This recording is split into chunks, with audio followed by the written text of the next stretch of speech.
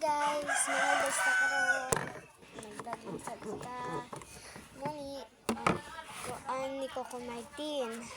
So ataning ko sa hari. Naghigo kini siya ataning primpyohon. Primpyo na din siya, diba? Muna siya guys, ang pinaka-legit sa tanong gamitin. Di Coco Martin na, napa-J's libre sa nina. Tara na ni, napakuha na. Kaya akong ina ni, gamay lang siya bilhin, nakita makurod. Ang bango niya guys. So, ano siya kasi yun. So, ito, papatunayan talaga natin to. Kung malinis ba talaga to. Hindi na siya guys. Pag mag-up ito na yun.